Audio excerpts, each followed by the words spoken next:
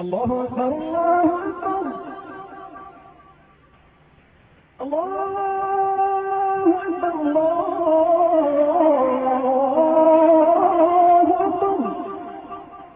We have tools at our disposal that have never been available before. Modern technology is allowing us to reconstruct the opening years of Islam and to understand things that are puzzled historians for years. All over the world, universities, museums, and libraries are putting ancient books and writings on the internet for scholars to access now.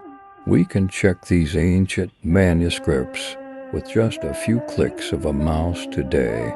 Both academics and amateurs alike can accurately check via satellite locations and details that would previously have taken huge expense and effort, and can share them instantly around the world via social media and academic forums.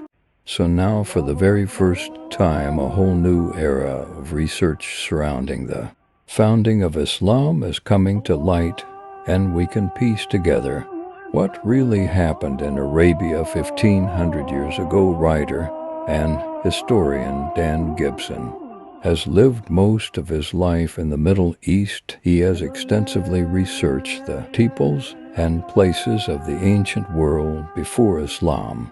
I first came to Arabia in my early 20s, and I spent more than 30 years exploring every corner of this amazing part of the world. Piecing founding of Islam is coming to light, and we can piece together what really happened in Arabia 1500 years ago. Writer and historian Dan Gibson has lived most of his life in the Middle East. He has extensively researched the